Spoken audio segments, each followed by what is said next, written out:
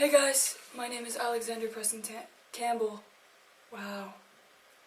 I'm 17 years old, I look 12. I know, I sound 12 too. It's okay. Well, you only need the light when it's burning low. Only miss the sun when it starts to snow. Only know you love her when you let it go. Hello? Alex speaking. Yeah? Do you? So I meant to cover this song a couple of months ago, and I tried, and even though I got through the song, I just kept picking at my voice, and all the things about it that I didn't like, and now there's like more imperfections to my voice, but I'm more comfortable with it at the same time. Everything transition related for me has been happening on a Tuesday. And it's so weird for me because I was born on a Tuesday, so it's like significant in a way, but I started T on a Tuesday, switched to injections on a Tuesday, just like everything's Tuesday, Tuesday, Tuesday. Round and round and round, I just came around, round and round and round, I just came around, round and round and round, I just came around, round and round. Ooh, I just came to say hello. At one point she even said, God intended me to be woman and for you to be man, so you should look like a man. Like, seriously? Puberty, like that's accurate. I was never lucky when it comes to love, but sure enough you came my way. And I would be a fool if I didn't ask you to stay. So can we just lay here a while and waste our days away?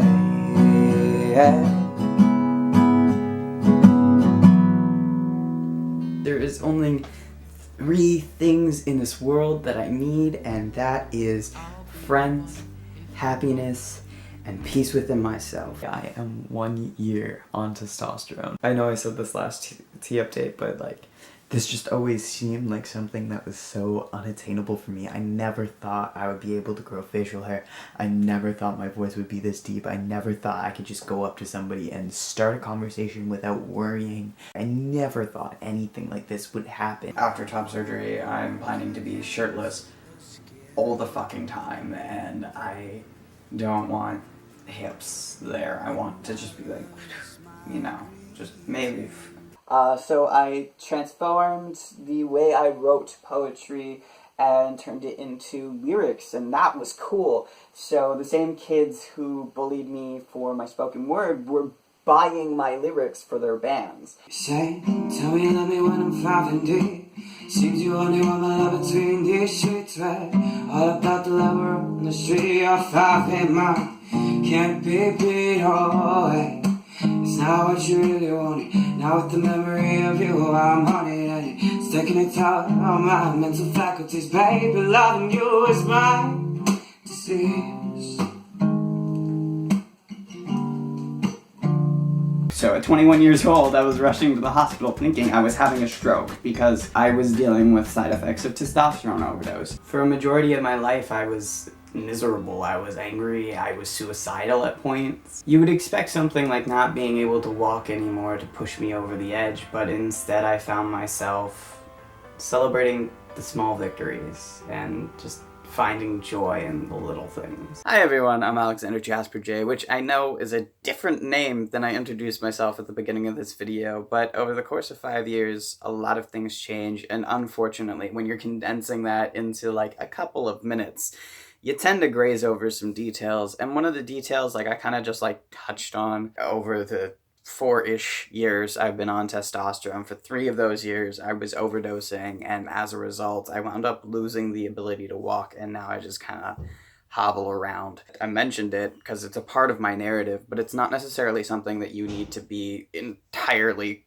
consumed with concern over. If you're concerned it might be a problem, get your levels tested. If you're concerned that your doctor may not know how to read your levels, request a copy of your tests and just Google the target levels, read your number, and see if you're within the target range. And if you're not, talk to your doctor about it. Bring it up. Just remain active in your own care and you'll probably be fine. Unfortunately, I had to learn that lesson the hard way, and yeah, it kind of sucks a little bit. Originally, I was told that it would just be like a temporary problem. I would have a full recovery. Now it's seeming more like it's not, which is unfortunate, but you know, I have some doctor's appointments coming up, and hopefully different doctors have different opinions, and we'll see where life takes me, because I'm fucking sick of crutches. They suck. I hate crutches so much. They're the worst. Like, yes, I get like a little bit, like I'm getting a little bit more definition up here, but like it's still not impressive. I am once again polycythemic. Treatment for that is literally just donating some blood, and I hate donating blood. The problem is when you have thick blood, sometimes it doesn't come out. It just doesn't want to. So I wind up sitting there, like, just waiting to be drained for like an hour and a half. Last time they had to do it, I was just like sitting there for an hour and a half drinking ginger ale, waiting to be bled. Like, that was it. And like it was going so slow, and they were so worried. For as serious a problem as it is, I actually wind up cracking a lot of jokes about it. I've learned to roll with the punches, and I've learned that if I let things get me down, it just makes it a hell of a lot worse. So I've decided to not, which is definitely easier said than done. And there's definitely points where I feel like shit about it, but I also know that when I'm joking around with my friends, I don't. It's just my roller coaster of a life, but at the end of a roller coaster, you know, you're fine. Unless you fall off and die. But like the likelihood of that happening isn't very high. Throw up your hands and enjoy the ride, I guess, right? Just, I don't know. It's pretty much all I had to say. Anyway, I hope you enjoyed this timeline. I hope you enjoyed seeing my face develop and change, and I hope I didn't annoy you too much or scare the shit out of you, because like that was not the intention. But yeah, peace out, Scout people. I shall see you soon. Bye.